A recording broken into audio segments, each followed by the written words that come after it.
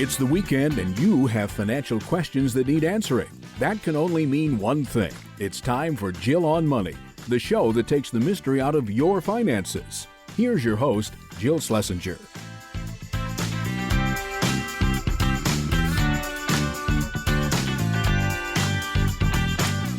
Welcome, welcome. It's the Jill on Money show, the last one of 2022. Wow, can't believe it. I was getting busy in my year-end stuff, and I couldn't believe how much news we actually had to cover together.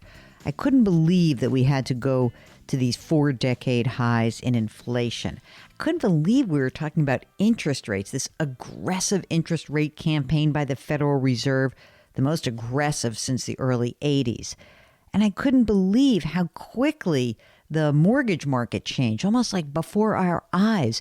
It just shows you that, you can try to react to things. It's very hard to project. So the only thing that we can do to help you guys out is to consistently be there to answer your financial questions. And that is a great honor that Mark and I have in this part of our job. So if you have a financial question, maybe you're considering some financial resolutions potentially, that happens this time of year, you can go to our website, jillonmoney.com. Click the Contact Us button, write down your question, or maybe just share a resolution with us. Let us know if you'd be willing to come on the air. Mark will do everything else. And while you're there, don't forget, you can pre-order my new book. It's called The Great Money Reset, coming out in just a few weeks. Okay, right now, let's talk to Alfredo, who's on the line from D.C. What's on your mind? How can we help you out today? Well, I'm calling specifically about changing jobs. So I've been really, really happy with the company I've been working for. It's a tech company, fairly large, for the last almost 5 years. But I feel like my expenses are kind of outpacing my income. And at this point, I feel like we've done most of what we can do to try to trim down expenses. But I think I just need to earn more money. And the employment market right now is so hot that I think it makes sense to maybe look at moving to another company. But I wanted to kind of check to see if I have done enough in terms of like how I'm allocating savings and things like that. If maybe I'm like over saving, which I can't imagine is a thing. It is a thing if it's only a thing if you don't have fun. So, if you have fun, then you're probably not oversaving. But if you feel like you're like living very tight for no particular reason, that's not fun to me. I like to have a little bit of fun too. Who's the we? We is my wife and I, and we have 2 young kids. We have a 5 and a 3-year-old. Are you both working? Yes. Okay. How much do you make, Alfredo? $120. And how much does your wife make? About $100. And are the kids in public or private schools? They are in a private daycare right now, which is the kind of the only option. Okay. Tell me a little bit about the finances, what you're spending money on, and what's costing so much more that's causing you to, because I hate to change a job if you're really happy, but tell me more about what's going on. One of the big things is the daycare expense, right? Like our mortgage, it's about a third more than our mortgage, which is not like a crazy expensive place either. But that's where a lot of our money is going. And then otherwise, just into savings and things like that, like just house stuff, because that's another fun thing where you learn that houses are way more expensive than you ever anticipated. Exactly. How much is your house worth? Zillow says like $850. Okay, let's say $850. And what's the outstanding mortgage amount? About $580. What's the interest rate on the mortgage? Do you know offhand? Yeah, it's about 2.65%. Wow. 30-year or 15 or 20? What do we got? 30-year. Great. So you're not making any extra payments on that, right? No. Okay, great. So that's fantastic. How much are you guys putting into retirement savings? What's your contribution levels? So we both do up to our match. And I'm doing about 10% now, which is beyond my match by 4%. And then my wife is just doing the match at 6%. How much money is in those accounts right now? She's got probably about $50K, and I've got probably $150. How old are you guys? 35 and 39. Beyond those retirement accounts, do you have some money in savings? We do. We've got some weird, for lack of a better term, savings is kind of set up that's accessory savings. So we've got like only about 10K in a brokerage, like just a lot of assortments of like PIMCO funds and savings that my wife has. It's probably about 40K total. That's probably all of the savings, to be perfectly honest. So you got like 50 grand, you're saying you have 10K in brokerage and then 40 grand in like some other brokerage account, or is that 40 total? What's my total that's in non-retirement assets? Total in non-retirement is probably about 50. Okay, got it. But some of it is invested. It's not like this is your emergency reserve, because you just mentioned PIMCO funds. Yeah, exactly. Why is that? Because we don't really have an emergency reserve, to be perfectly honest. Okay, I gotcha. So right now, beyond the money that you're saving in retirement, are you actively putting any money into these other non-retirement savings, or is this just like old stuff that's floating around? Yeah, at this point, due to cash flow, we are not really actively putting in any other money other than a 529. So we're just doing. Tell me about what you got. So for each kid, we're putting in 100 a month. Maryland has the tax deduction, I think, up to like 2.5K per person. Mm-hmm. So we're not there yet, but we're just trying to take advantage of as much as we can. And in each kid's account, I think our older son has about 9 or 10K total, and the younger one has about 6 or so. That's great. That's fine. Life insurance for these little kiddies, God forbid something bad happens? Yeah, through our employers, but nothing outside of that. You need life insurance. So you notice how I start with death. Let me just start with your death first before we get to your life. Yeah. You probably have like 1 time your salary or 2 times your salary. Like, what do you have in the insurance department? Yeah, for my wife, that's what it is. But for me, it's actually about almost 750K worth of coverage through our employer. Okay. So they they do about like 3 times our salary. And then for like an additional, I think it was like $8 a month, I could get it up to about the 750. You'll need more than that for her, and you probably need more for you. You probably both need $1 million of coverage at least. Okay. And that's just because if something bad happened to both of you at the same time, that's really the biggest risk. So when you look at your job making 120 plus, I guess, some bonus perhaps, what do you think is out there that would pay you more? Like, what have you really looked around, and what do you think is your upside by leaving? It's a great question. I've been starting to poke around, and one of the things that's so different now is having these conversations with recruiters for these different companies is they're very upfront about compensation very early on. Mm-hmm. And so what I found is that initially in these conversations, I'd kind of like put out an outrageous to me salary, and with each recruiting conversation, just keep on increasing it. And I've kind of landed with most of these companies about 50% more than I'm currently making. Holy smokes. Yeah. And I will say, like some of them, of course, might be like smaller startups and that kind of stuff where it's, maybe not as secure, and that's why there's a little bit more money. But honestly, one where I'm actually doing some interviews for later this week, it's an established tech company that's been around longer than the one I've been at. And it doesn't seem like it's going anywhere anytime soon. We'll get back to Alfredo in just a minute. If you've got a financial question, come aboard. We'd love to have you. JillOnMoney.com. Click the Contact Us button. We'll be right back.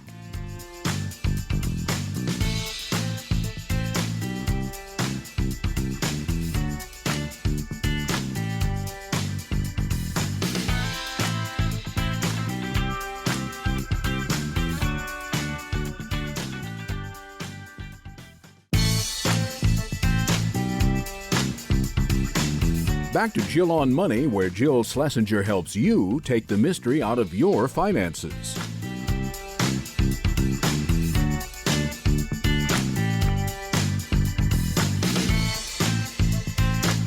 You're back. It's Jill on Money, and we are here trying to help you make great financial decisions, or maybe better financial decisions, or maybe the next best financial decision.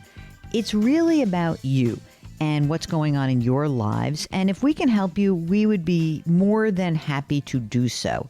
And I know that many of you are listening to this program. Maybe it's coming into the end of the year and you're thinking, I got to do something different. I want to change it up for next year.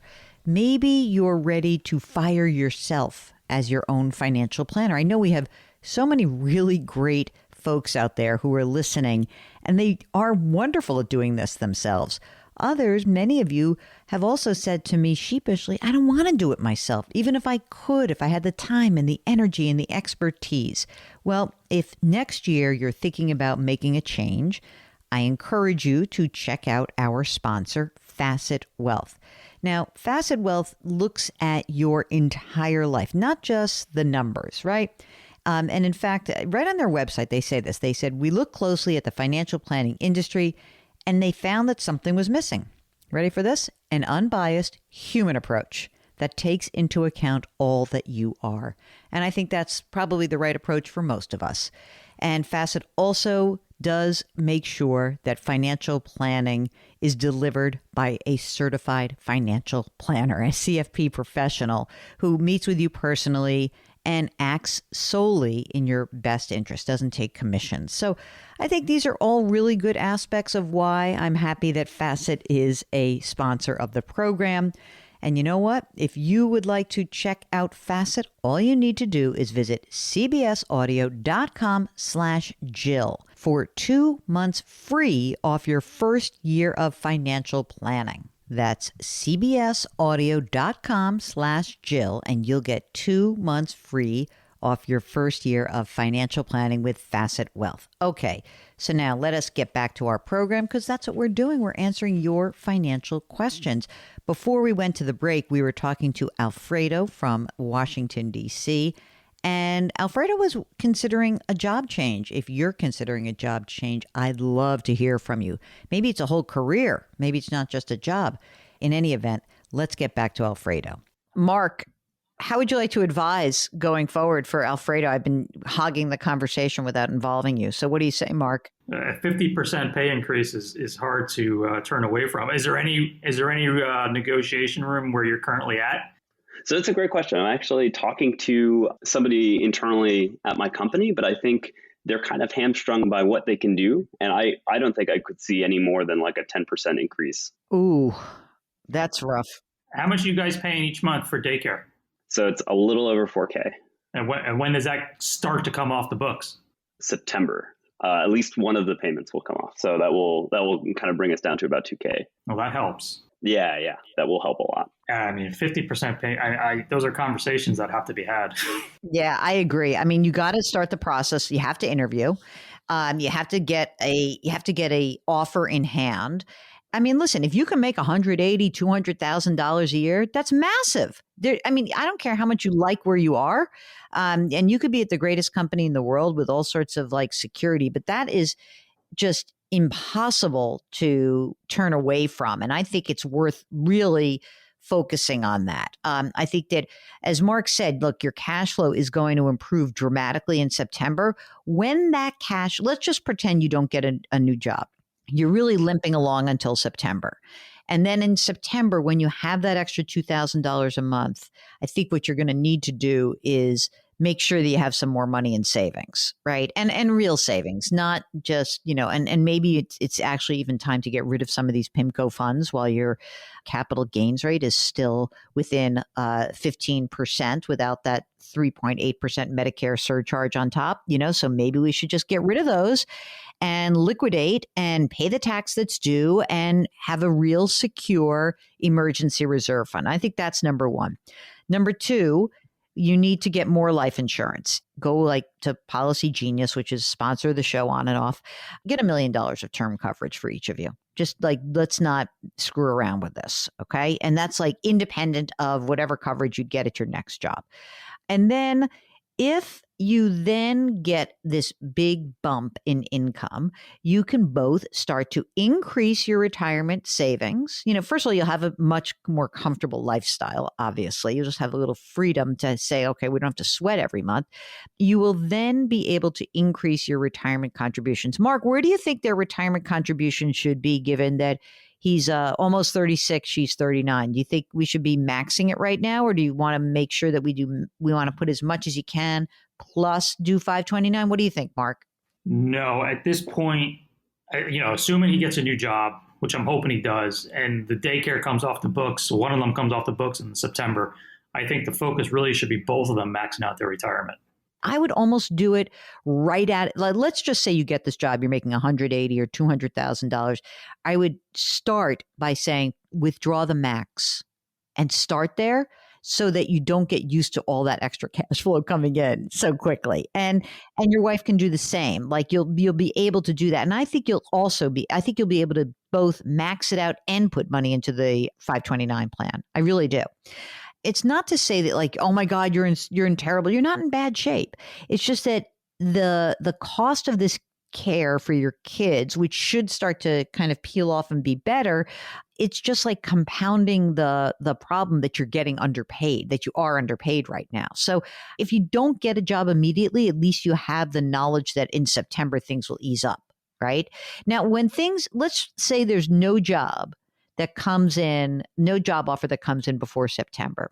With that $2,000 a month, once you build up your emergency reserve and you have your savings built up, then I might just like tick up your contributions, each of you, a little bit. Maybe you go to 12 and she goes to 8, and see how that feels. I would rather you put more money into retirement in the near term than in the 529 plans. You do have time for the 529 plans. Last question for you, unless Ben, you can ask us any other questions. Do you have wills and powers of attorney and healthcare proxies? Is that estate planning stuff done for you? Oh, of course not. Mark, where is the sounder? Wah, wah. So you have to actually have money saved for that. Do you have some friends do you have an attorney, like a friend who's a lawyer who can give you a little, or just go and do it online? I don't even care, but you have kids. Come on. This is nutty. Mm-hmm. You have to do this. So estate planning and life insurance are really priorities for you guys. In order, you ready for your triage? Mark, you can see if you agree. I say estate plan is number 1. Life insurance is number 2. Savings is number 3. Those are your top 3 things that must get done, whether or not you get the job. And then you can go get a new job and you'll improve everything. Is there anything else that I have forgotten, Mark? No, I agree with the order. I would just say, in terms of savings, retirement first and then college.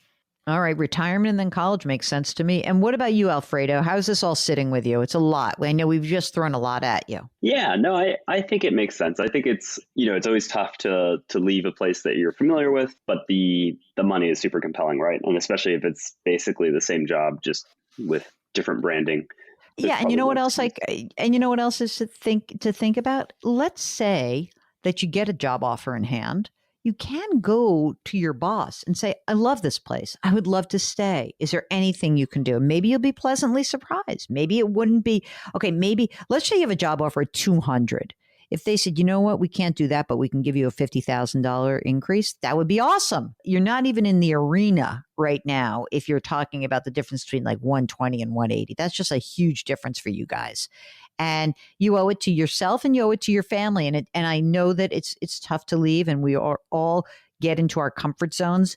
And maybe, listen, if you had a spouse where she was making $200,000 a year, you might have the luxury of staying at a job where you are underpaid relative to the marketplace. But I don't think that's where you guys are right now.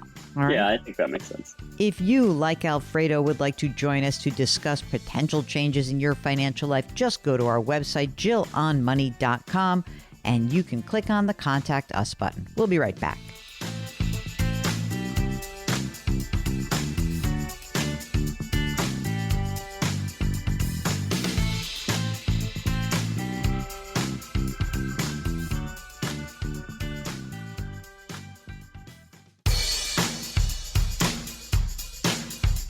Do I invest here? Should I put my money there? Jill Schlesinger can help you. Back to Jill on Money.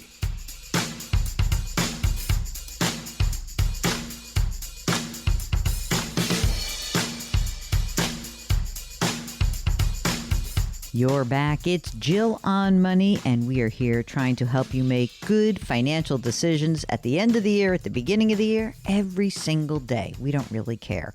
If you've got a question, if you need some help, if you need some guidance, go to our website, jillonmoney.com. Jillonmoney.com, that's where everything lives, and click the Contact Us button. Don't forget to check the little box that says you'd be willing to come on the air, because then Mark will do the rest. Let's talk to Natalie, who's on the line in Florida. Thanks, Jill. Well, I've recently just read your book. I've been following the podcast, and my husband and I are now at a point where we have some funds coming in. We want to take the next step in financial future and sort of in a crossroads of thinking what to do next, whether to invest in index funds or look at potentially more doubling down our 401k contributions. All right. So tell us, let's start with this. First of all, you have a husband, you work. How much do you earn? So collectively, we make $260,000. 260, is that what you said? 260, that's correct. Okay. And how much are you each contributing to retirement? Are you both maxing out? We are very close to maxing out. We just actually, because of you, increased our contributions and now pretty much maxing out. Before Mark asks, I might as well ask you, are you doing pre-tax or post-tax? So I'm traditional and my husband is in Roth. Oh, okay. Great. Okay, perfect. How much is in each of your retirement accounts right now? What's the total?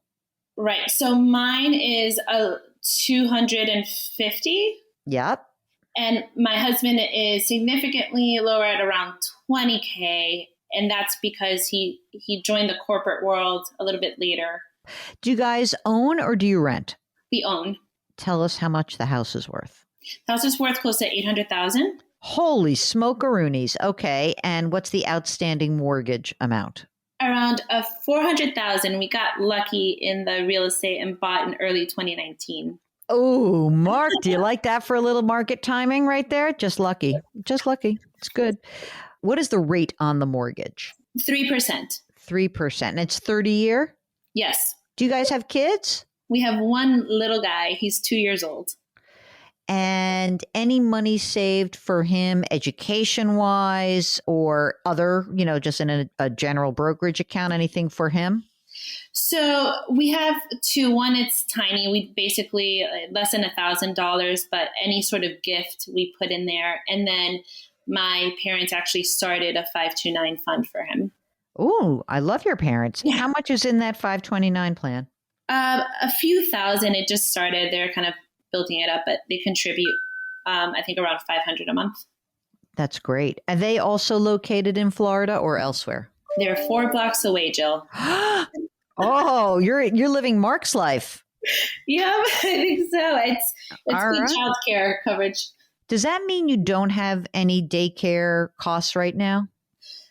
We have some, but that's something that's coming up. We are looking at preschools and additional daycare, which I will estimate to be around $10,000 a year. So let me ask a couple more detailed questions and then I'll let Mark weigh in here. Do you guys have life insurance? So I do through my employer. Do you know how much you have? I actually don't, Jill. That's something I need to do where it was one of those checklists. Okay. So for. let's put that on the checklist. So confirm life insurance amount. So write that down. And then also find out if you can buy extra coverage through work. If you can, you want to find out whether that coverage is portable, whether you can take it with you if you were to leave your job. Your husband should do the exact same thing.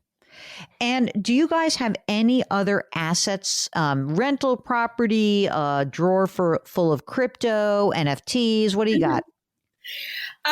We have a small brokerage account that's around $4,000.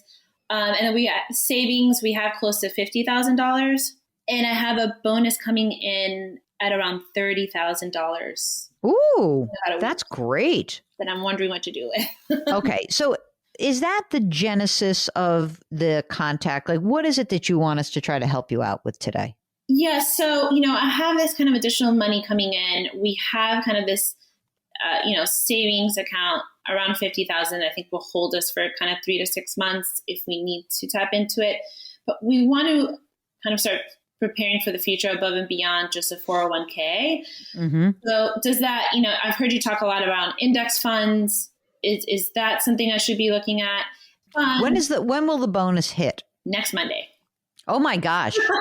Okay, Mark, take it away with the bonus. If you guys want to open up, Joe, you got the sheets there. Yep. There's a brokerage account with $4,000 in it. When you say the sheets, you're asking for the Ed slot. What do you want to know from the Ed slot? Yeah, what's the Roth cutoff?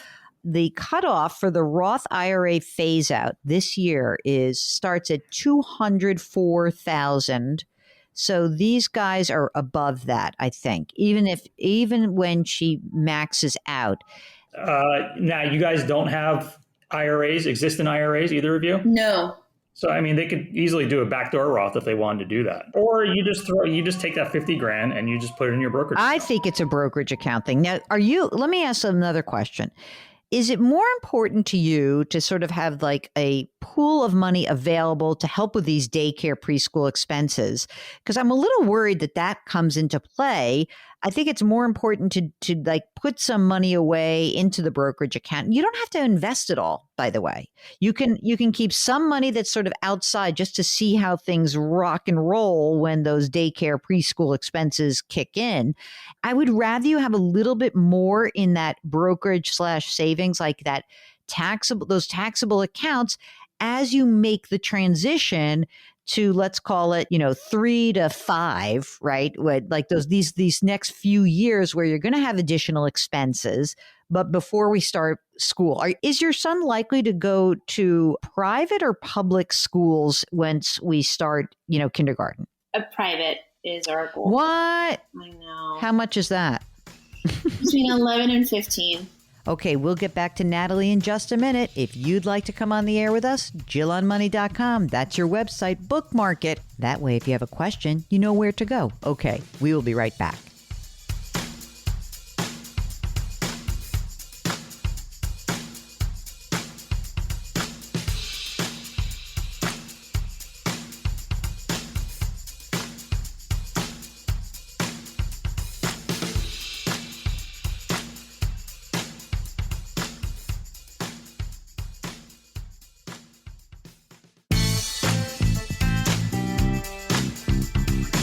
.401ks, IRAs, refinancing, she covers it all. Back to Jill on Money with Jill Schlesinger.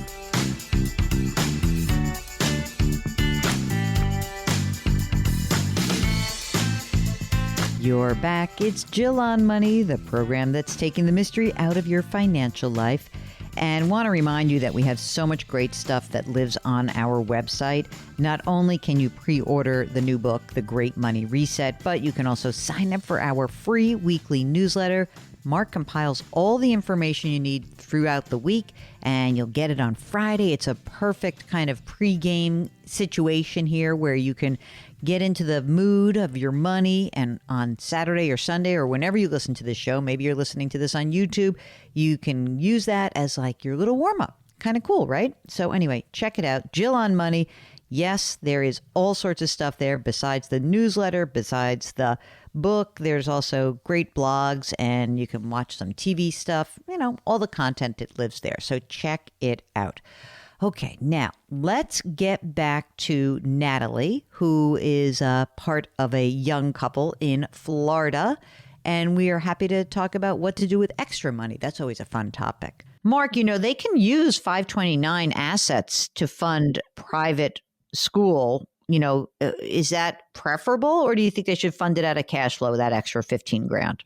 I think my initial reaction is to try funding it out of cash flow and see how that goes. I think so too, because I'd rather use that 529, let it build up for college. Let your parents do that. That's very nice of them. You guys concentrate on beefing up. I agree with Mark, maxing out your retirement accounts, building up your savings and brokerage accounts. Don't freak out too much about this bonus and timing the market. This is money I really think you should consider when you look at the brokerage account. Think of it, this is like sort of the 0 to 15 year fund, meaning that like within the next 15 years, this money could be available to help supplement stuff for the kid. Okay. Are you going to have another kid? We're thinking about it. That's a plan.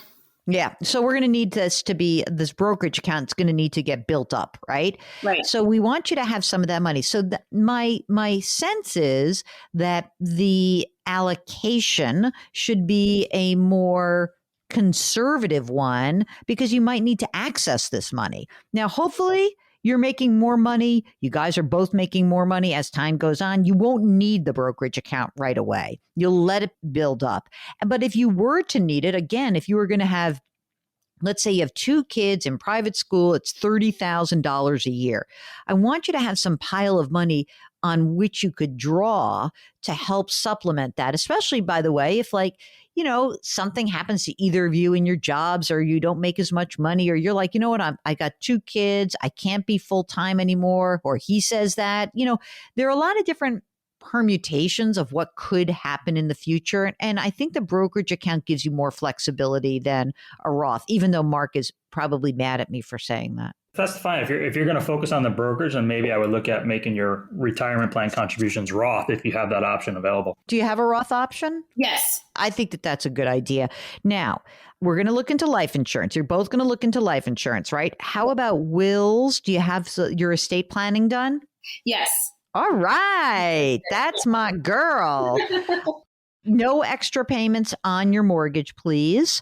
And what else is out there that we need to worry about? Well, one of the things we're thinking about is, because real estate is where it is, we want to live in our home longer.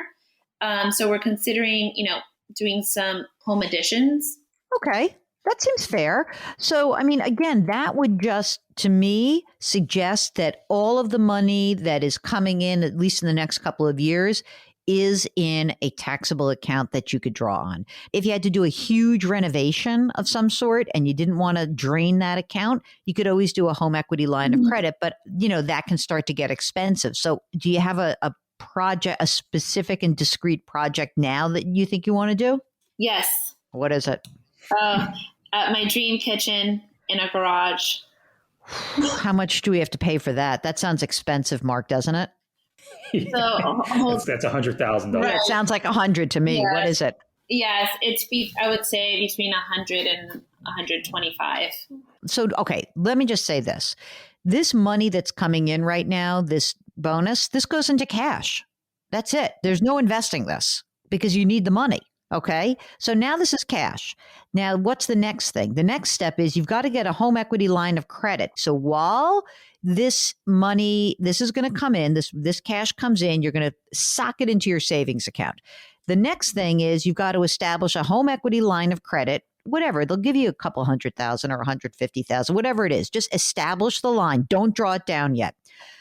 Do not pull down all of your savings. You leave yourselves with a 3 or 6 month reserve, ideally a 6 month reserve. All the money that comes in that's surplus money for you guys goes into savings. Hopefully you don't have to pull down the home equity line of credit for some time, that you keep saving money, and you're going to try to self-finance this as much as possible. Okay? Okay. But if you've got extra money, again, it goes into savings. And when you're ready, and if all of a sudden you're like, okay, I'm going to make this up. We've now spent $30,000 of our own money. We now need to pull down the line of credit for the next 70 or 100,000 that we need to pay. Do it, take it out as you need it, but do not let that savings account dip below your 3 to 6 month reserve. And ideally, again, 6 month reserve. Okay. Okay. Perfect. And if your parents want to help you with this project, just say, oh, we got it set. You take care of the 529 plan. We're great. Okay, if you, like Natalie, have some extra cash flow, let us know. We'd love to help you out. Jill on Money, hit the Contact Us button, and we'll get you on the air. We'll be right back.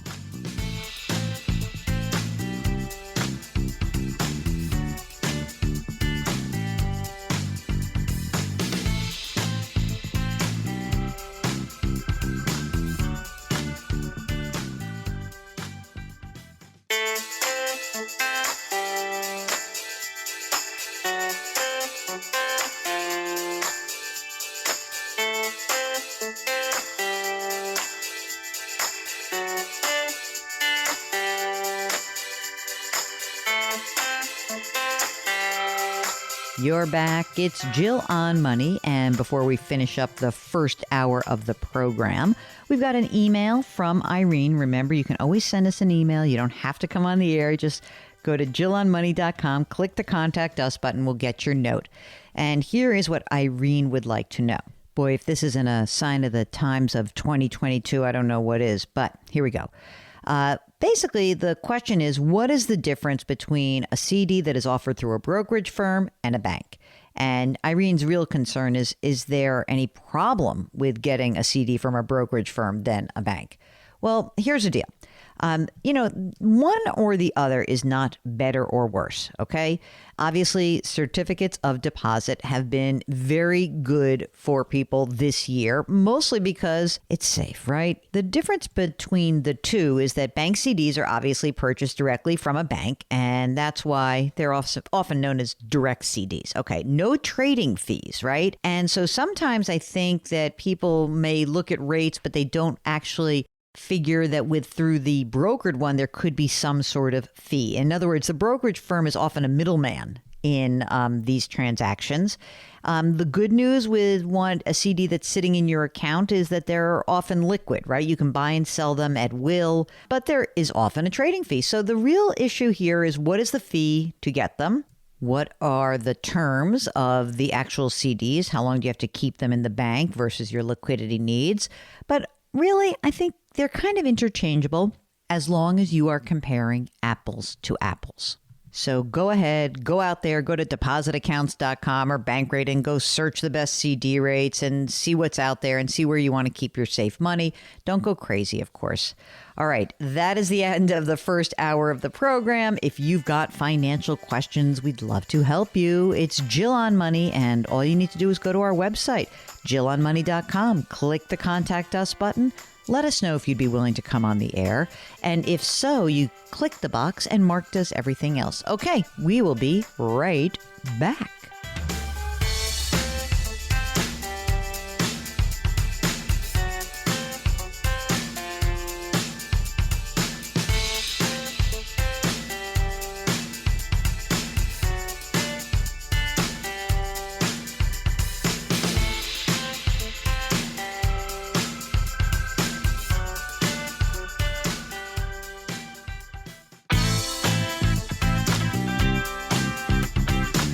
It's the weekend, and that can only mean one thing. You're listening to Jill on Money, the show that takes the mystery out of your finances. Here's your host, Jill Schlesinger.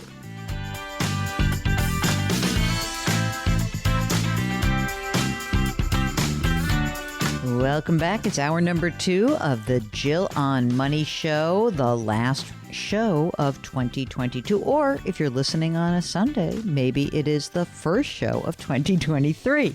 Either way, we, Mark Talercio and I, are here to help you take the mystery out of your financial life.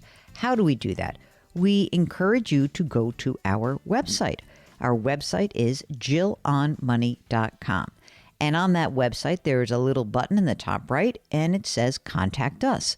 If you click it, you can get a form that comes up, and boom, you get to ask your question. If you would like to join us on the program, there's a box at the end of the form that says, would you like to join us on the program? If you actually check that box, Mark might hunt you down and try to get you on the program. It's a lot of fun when you come on. We really do like it. So if you would like to do that, just bookmark jillonmoney.com. You can go back to it whenever you want. Right now, let's start off the second hour with Nora from Oregon. Hi, Nora. How are you? I'm great. How are you guys doing? We are doing really well. So tell us what brings you to our airwaves. Well, first, I'd just like to say I'm a huge fan of you both in the show, and I'm super excited to be here. And my question is basically if we're stretching ourselves too thin with doing a home remodel that we really, really want to do. I'm like, it's so funny. I've been having this conversation with people about being willing to spend money on a renovation. And I feel like we just all have a lot more information about what our homes are going to be like and what we're going to need. And so I think that sometimes the renovation that you thought you were going to put off, or maybe you thought like, oh, I'll just buy another house. A lot of people are like, wait. I really like my house. I just need it configured slightly differently. So Nora, tell us a little bit about yourselves and who's the we in that. Okay. Yeah. The we is myself and my husband. We're in our early 30s and we just moved into this house about 6 months ago. And like you're saying, we really love it, or almost all aspects of it, except for the kitchen and the bathroom upstairs. And we really just want to remodel it before we have kids, which is hopefully soon. And our whole thing is like, it seems like if we do it earlier, we can actually enjoy it. We both have parents that waited basically to remodel until they were going to sell the house. And then it was awesome. And it was like, okay, well, nobody ever lived in here with this awesome stuff. So, that's such a drag. I know exactly what you mean. It's like, oh, great. My house looks fantastic for the first time in 30 years. How much did you buy the house for? We bought it for $860K. Okay. And what is the mortgage that's outstanding on it? 688. 6.8. What's the interest rate on the mortgage? 3.25%. Okay, great. And it's a 30-year, right? It is a 30-year. Yep. Okay. How much do you guys earn? We earn $340K together a year. That's awesome. Do you guys put money into retirement plans through work? Yeah, so we both max out our 401ks. There's no additional match or anything there. Mm-hmm. And then we max out an HSA if that's an option that year, like based on our insurance selection. Mm-hmm. And then the rest just goes into like goals or just a brokerage account. How much is in the brokerage account right now? It has $150K in it. That's great. In that account, do you include just plain old savings, or is there a separate savings line item that you have? Yeah, there's a separate, I would say cash, we have $60K, and that would be like emergency fund plus anything we're saving for specifically. Any other debt besides the mortgage, any school loans or anything like that? No school loans. We do have a car loan that's $50K. $50K. What kind of car is that? Wait, let me get a guess. Hold on. Is it a Tesla? Yeah. Oh, yes. Oh, yes. Thank you very much, Mark. Thank you very much. What is the interest rate on that car loan? It's at 2.49%. Well, that's pretty cheap. So here's my question to you. You're doing a good job with all this. You're doing what you're supposed to be doing. How much do you think it will take? And also, can you do both of these projects together, or are they separate projects that need to be done separately just because of like living conditions? Yeah, I would say it makes sense to do them together. I think we would have some overall savings because they're in the same part of the house. And like once you open it up, they're above each other. We've been getting a wide range of quotes, but really the minimum we've been seeing is like 160, which I think the 160 is probably, a optimistic guess. And then the high end went all the way up to 350, and that was just really shocking. But it's like, okay, 350 for a renovation. The 350 is like another house. Not in Portland. It's not. It's for a garage in Portland. Well, you can really deck out the garage, I guess. I know. So let's try to split the difference. Let's say it's 225. What do you think? Yeah, seems reasonable. Right? Seems like a number that we can deal with. In your non-qualified account, is it all invested? Have you made a ton of money? What's going on in that account? Yeah, it's all invested. We use like a fintech, to manage it, and it's all in like ETFs and index funds. Okay. And how much money are you saving every month in the non-qualified account? I would say every month we have about 5.5K extra, and it either goes into the brokerage or to just stuff. Yeah, right. Like the money that like you need things to do. I get it. Yeah, I would say we haven't been disciplined this last year about, every month all the extra goes straight into the brokerage. It's we've been a little loosey-goosey about see how it goes, and then the extra goes in. If you went to the company that holds your mortgage or a local bank, do you think that you would have enough equity in this house? In other words, do you think that they'd look at that and be like, the comp is actually $1 million. Like, do you think we could get a home equity line of credit on the house? I think we could. I've put out some feelers, and the amounts I've been quoted have been up to about $160K for a HELOC, and that would be less than 80% of the equity, just under. And then the interest rates have ranged. They just give us a ballpark because I didn't want to do a credit pull, and it was 3.75% to 5%. Okay. And then the other thing I wanted to mention is the fintech company we're with offers a personal line of credit, and they'll offer us up to $95K, and the interest rate is 3.5% right now. But basically they said it's the Fed fund rate plus another 0.5%. I'm just going to guess that because of your age and when you've been investing, that the $150,000, you've got a bunch of capital gains that's built into that. Do you know how much money you have in gains in that account? I don't right now, but we've never withdrawn from it. We've only... Get ready to withdraw, baby. Prepare yourself because you're about to. Okay. Don't worry. It's okay. Okay, Mark, any other questions before you tell them what to do? I was just curious how much you guys have in your retirement accounts. Yeah, so in pre-tax retirement accounts, together we have 350K. In post-tax retirement accounts, together we have 130K. And then we have just like another 26 in an HSA. Good numbers, right? Yeah, that's good. That's good. It's That's all what I wanted good. to hear. I want to do this project. I mean, I want my money back from that damn Tesla, but how much did that Tesla cost? Just out of curiosity. I think all in it was 64, but I think the list price is now already like 10K higher than when Good. Maybe you want to sell it. I'm just kidding. I know. People who own Teslas love them, I'm sure. We'll get back to Nora in just a minute. If you've got a house remodel question, we'd love to talk to you. It's Jill on Money. We'll be right back.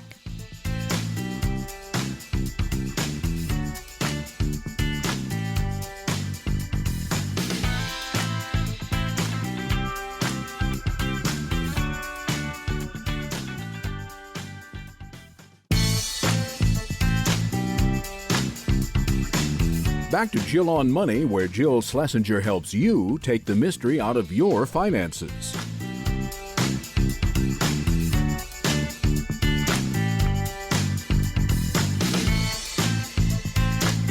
You're back. It's Jill on Money, and we are here trying to help you make better financial decisions. It doesn't have to be the best one. It can be the next best one. And maybe you're thinking that you did something stupid in the past. It doesn't matter. We don't care. We're not judging you. We're trying to help you get to a better place. That's the role that I hope that we can play in your lives. So if you need to try to get to a better place, maybe this is a financial resolution or something like that, or maybe you just want to do better. Don't make it all official. Just give us a holler. Go to our website, jillonmoney.com. Click the Contact Us button, and we'll get you on the air. While you're on the website, a couple things that I have to mention. You can sign up for our free weekly newsletter, and you can pre-order the new book. It's called The Great Money Reset. Change your work, change your wealth, change your life. Inspired by you guys, by our listener community. So check it out. The book is coming out in just a few weeks, so pre-order it now. That would be great. Okay, let's get back to Nora, who is trying to figure out how to finance a home remodeling project. Mark, what do you think about the home equity line of credit versus a personal line of credit versus just selling out some stuff that you made some money on in your non-qualified account and paying for this? First of all, I don't want to spend $350,000. I'm hoping we're not doing that. We're doing $225. We're not doing $350. Yep. But I'm hoping the home equity line of credit combined with some of the brokerage accounts. That's what I'm thinking. And then, because they got, $5,500 a month extra, it sounds like, we can just plop that towards paying off the line of credit. It's kind of what I'm thinking. First of all, I would really be interested in a few different aspects. I don't love a personal line of credit. Even though they'll give it to you, I'd rather just sell some of the assets, pay the capital gains, and move on. Like, it's okay. There's nothing bad that's happening here. Like, you'll pay 18.8% on the money you've earned. Big deal. It's okay. Do you guys think that your incomes are going to rise in the future or stay about the same? Let's say stay about the same. It's sort of the first year we're making at this level. Okay, good.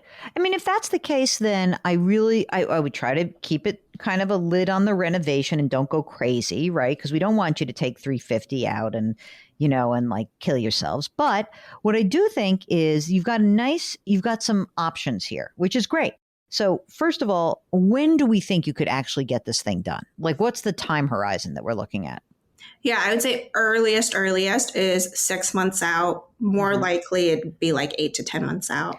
Okay. So in that case, the first thing I would do is I would take all of my money that I have, that $5,500, and put it into your savings. Okay.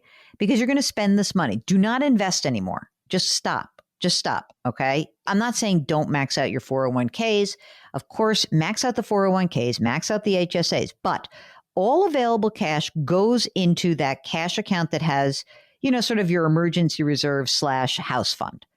And so, if you think about it, if you did that, even if it's, let's say even just for 6 months, 6, 7, 8 months, whatever, you're going to have $100,000 in there pretty quickly. which is great. And then what you'll probably need to do is really tighten up the bid, right? So you're going to get all the bids and you're going to pick somebody, and then you're going to try to hold these people to a real bid, right? Obviously 200 is better than 300. So like, but I think 225 is a reasonable amount. So then if you had $100,000 in your emergency reserve, and if you freed up some of the money in your brokerage account, even like maybe not this second, but soonish, I would, certainly look to have 50 grand of cash that goes into that emergency reserve account. I'd like you to have $150,000 in that account before you start this project. Okay. And I'm figuring 50 is like your emergency reserves and 100 is what you'll be using to fund the renovation. And then the rest of the renovation, I would get a home equity line of credit. When you establish a home equity line of credit, you don't have to draw it down, and you're not paying interest until you draw down the dollar. So don't get a home equity loan. It has to be a line of credit. And you can keep putting the $55, or let's just call it $5,000 a month towards this project. And it's going to suck for a while. You're going to be like, oh, I want my money back, but you're still saving money in your 401ks, and you're investing in this asset called your house that you want to stay in. Yeah. Okay. Doesn't that kind of make sense? It does. I guess, do you have thoughts about like taking out the HELOC and the personal line of credit? And I don't want to do both. You don't. The reason why I don't like the personal line of credit is that I have a feeling and I'm not sure. So do you mind me asking the company that is offering that? Oh, sure. Yeah, it's Personal Capital. I'd have to really look at the terms. You'd have to be able to compare apples to apples. Because if the personal line of credit is really an asset-based loan against your account, then I'm not sure I love that, because it's essentially like a margin loan. Okay. Yes, I think so it is based on how much is in the brokerage account, which is held with them. And of course, there is no deductibility of that because it's personal. That's right. Whereas interest on your home equity line of credit would be deductible. But I don't want a 5% home equity line of credit either. So if it's like that big a differential, then we'd have to see. I get the sense she doesn't want to touch the brokerage account. I know, but you're going to have to touch the brokerage account. That's why it's there. What's the point? I mean, you can have it sit there and you could borrow a lot of money. It's just like the game we play with ourselves. I know this game. It's like, I really want to preserve the brokerage account. Okay, well, that brokerage account is fine. You can keep it there, but then you're just like, so that asset remains, and then you just have the corresponding liabilities section of your profile, of your personal balance sheet increase. And you know what? You don't have like a zero liability. You got this $50,000 loan. You got $700,000 mortgage. Like, you want to add to that so quickly? You have the asset. I'm not saying you should drain it to zero. Part of the reason you invest in accounts like that is to be able to have money available to do things like renovations. And you will build it back up. Exactly. I think that you should be willing to do it. I don't know why we do this to ourselves. It's like people who are like, I have $100,000 in savings and $30,000 in credit card debt. I know that that's like a silly comparison to what you're talking about, but it's the same mental, mathematical gymnastics that we're playing. You have made fantastic choices in that you're young, you've socked money away. As you said, you're making more money now than you have. Let's say you didn't have as much money, okay? Let's just pretend for a second that you're like, wow, these new jobs we took, they totally suck, and it's 3 years from now. I want to have the opportunity to be like, okay, well, thank God that we mostly paid for that kitchen and bathroom out of cash, because I'm so glad we don't have a big, huge monthly nut that we have to deal with. Because now we want to take our other jobs that are like nicer and better for our balance and, family life. Because maybe you have 5 kids by then. You know what I mean? Yeah. No, that I see what you're saying. It's all the same money. It's your money. You're allowed to tap it. No, you're totally right. I think it's just for so long you like try to foster this mindset of you sock it away in investments and you try not to touch it. You try to hide it from yourself. Yeah, of course. Can I just say, when we bought this apartment, I was like basically in the same position as you with my brokerage account. I probably had $100,000, maybe $130,000, and I basically drained it to come up with a down payment for this apartment and to finance all of our renovations. Basically, took it to zero. Now here we are, 5 years later, and that brokerage account is back up over 6 figures. And yes, we did have good years in the stock market, but the point is, you will build it back up. You will. You have a good reason to use it. Just use it. Don't look back. You found a house that you love. You want to stay there. enjoy the house. Listen to your brother. He's a little bit older than you. He's been there. It's actually the timing is exactly the same because they were also in their early 30s when they were doing this. I encourage you to try to give yourself permission to just say, hey, we did this for a reason. Use it. Awesome. Okay. Thank you for the pep talk. I feel, yeah.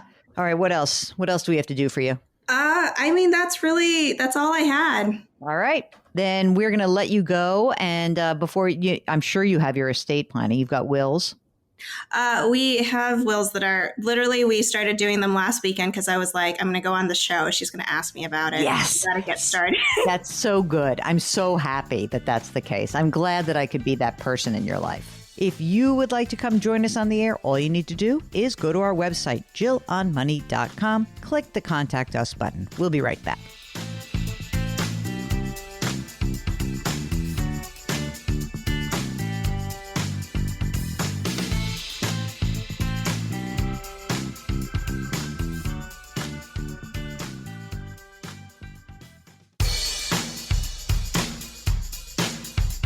Do I invest here? Should I put my money there? Jill Schlesinger can help you. Back to Jill on Money.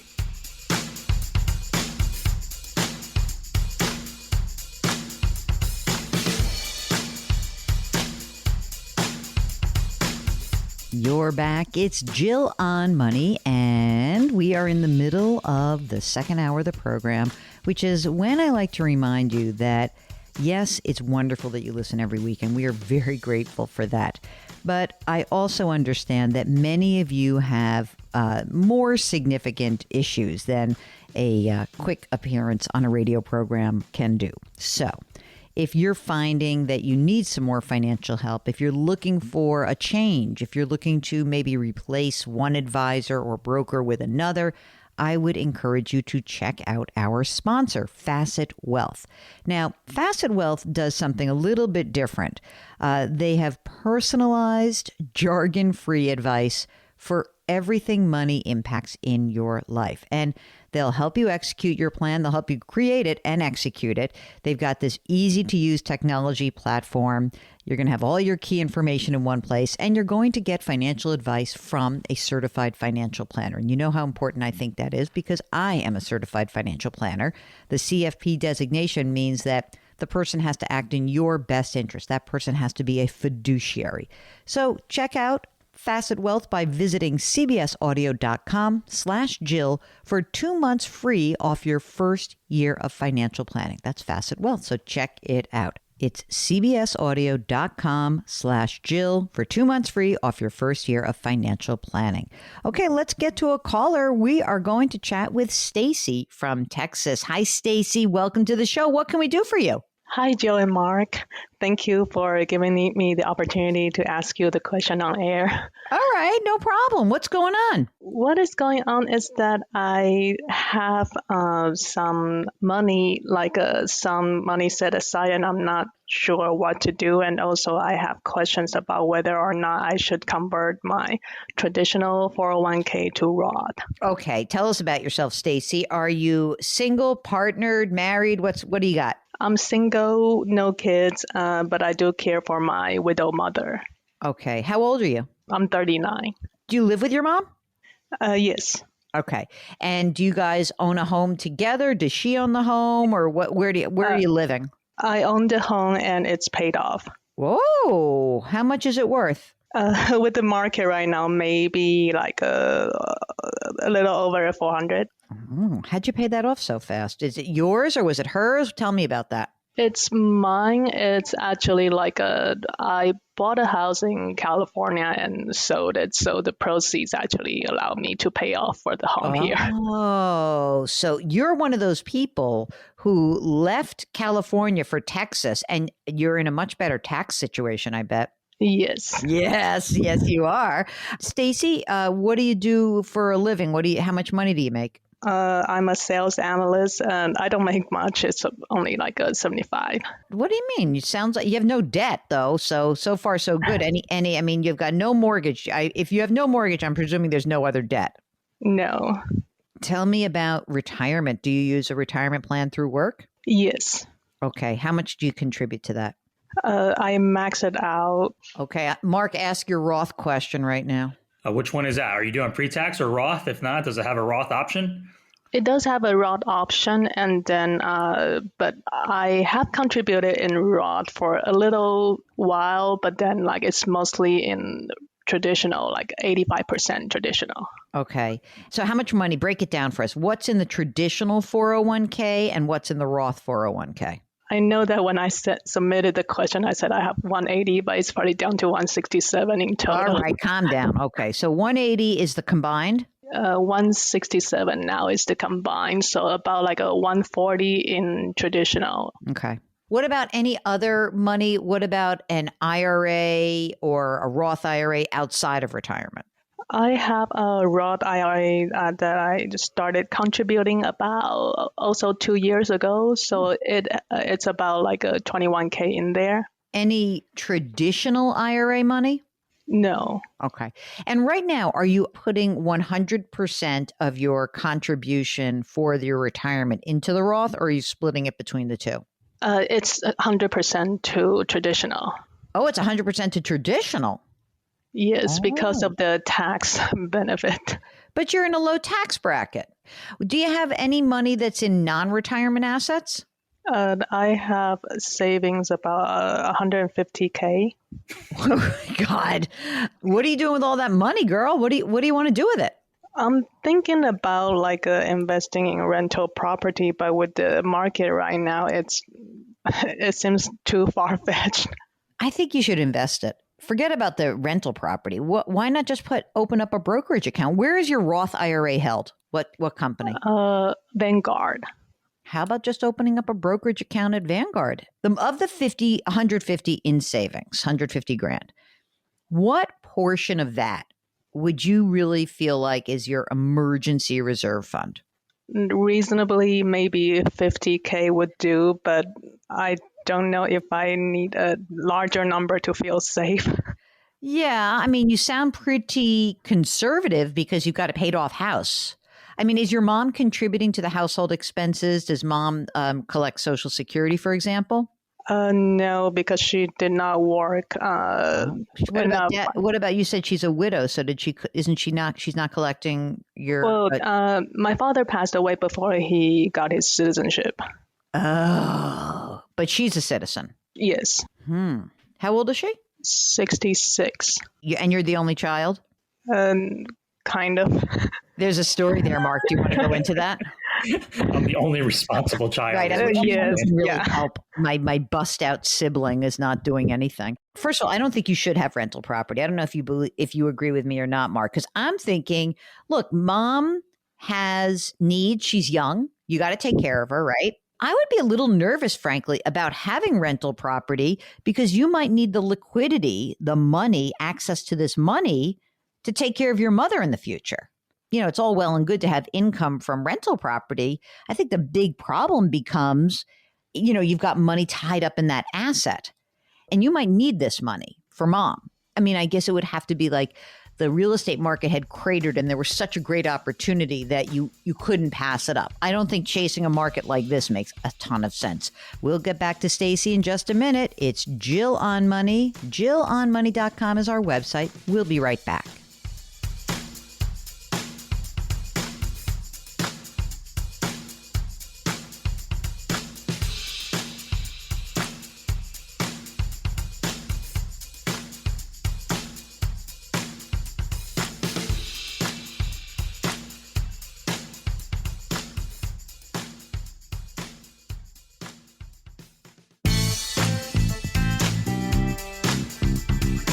.401ks, IRAs, refinancing, she covers it all. Back to Jill on Money with Jill Schlesinger.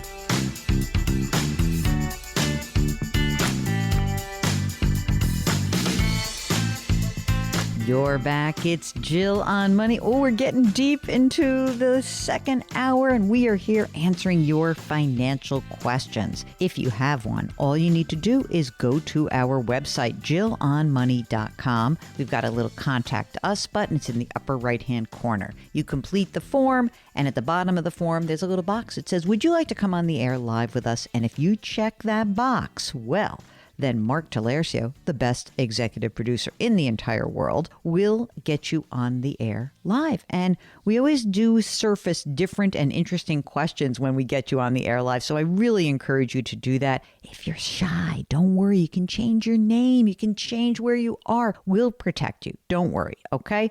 So let's get back to Stacy, who's got some money sitting on the sidelines.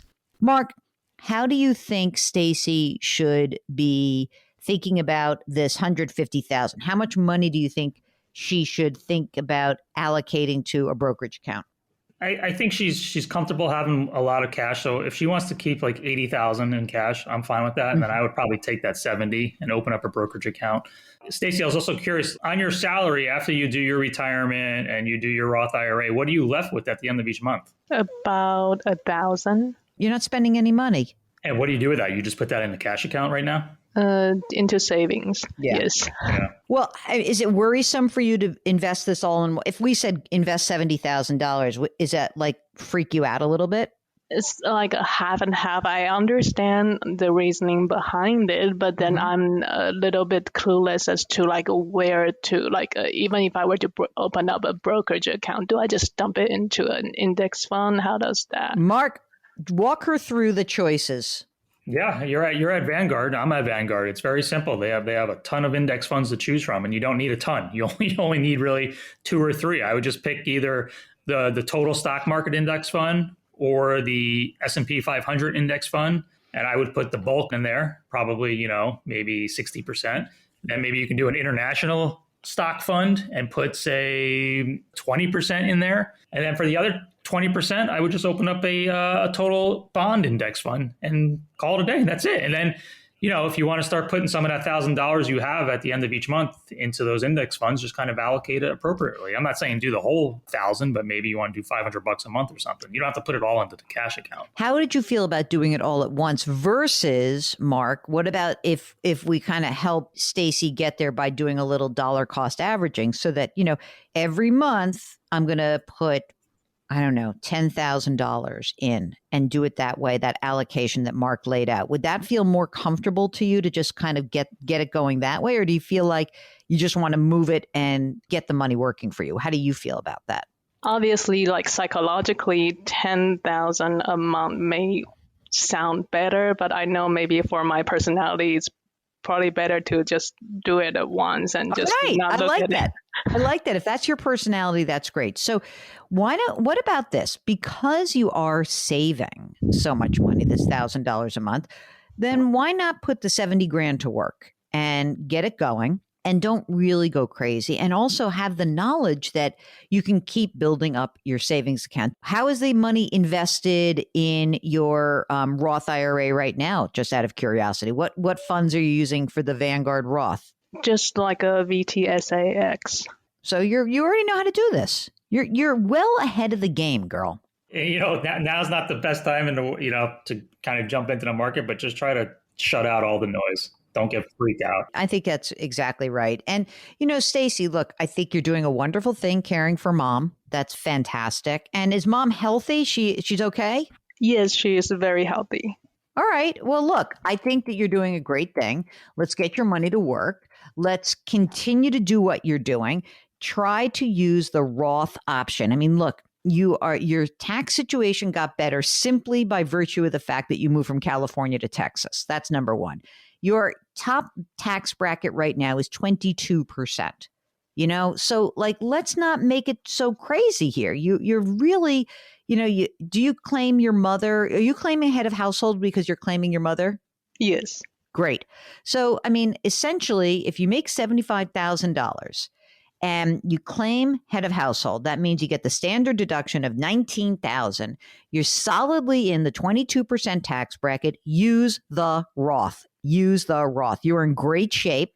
You're saving a ton of money. I don't think there's more for you to do except get some of that savings, really move that and get it working for you. And don't worry about converting any of the existing 401k. Just use the Roth going forward.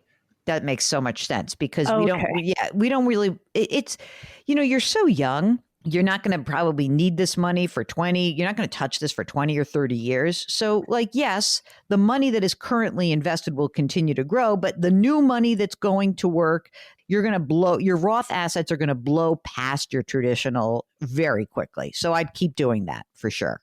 If you, like Stacy, need to get comfortable with the idea of putting your money back to work, we would like to help you out. Mark and I think these are really important questions because I'll tell you one thing, sitting in cash for the rest of your life, not going to be a good game plan. I know that. I just know that. But if you need to dip your toe in the water, if you want to take little baby steps, we'll hold your hand. We'll help you do that. I know many of you have had a really fretful year. I know it's coming on 3 years of great investment returns. On the other hand, we always remember what just happened in the recent past. So if you need some help, we're here for you, gang. This is what we do. We love it. Just go to JillOnMoney.com, click the Contact Us button, and let us know if you would be willing to come on the air. It's the Jill on Money Show, and we will be right back.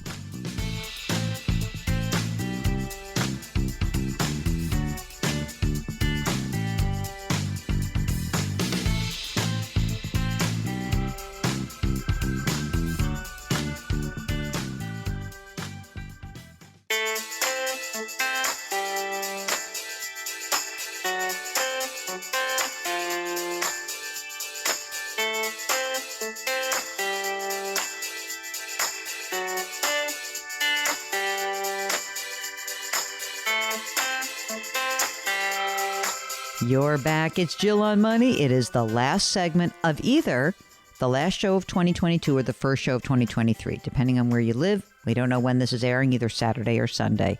This is from a listener who writes, I'm 80. I've had 3 heart attacks, 1 stroke, numerous surgeries for other ailments. My wife is 78 and she was just diagnosed with an advanced stage cancer. We have 6 adult children, a bunch of grand and great grandchildren. I am still paying $831 per month on a $500,000 term life insurance policy. Our net worth is just over $3 million.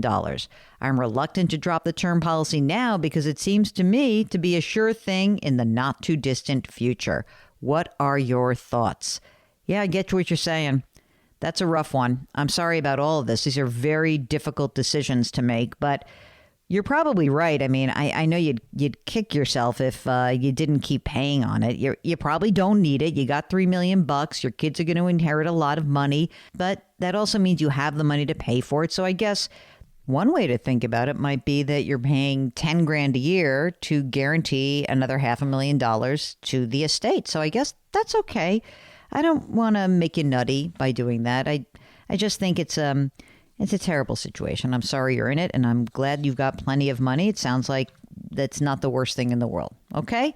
All right, gang, that is it. That is the show for today. And it is pretty amazing to consider that we have done so much in this year. And I'm very grateful that all of you have joined us for this ride.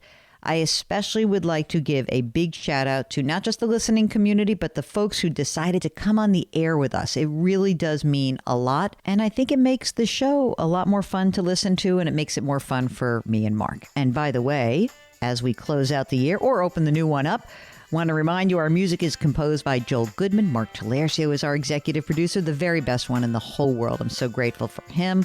We always remind you to do something nice for someone else today because it is a good way to end the year or begin a new one. Thanks for listening. We'll talk to you next week.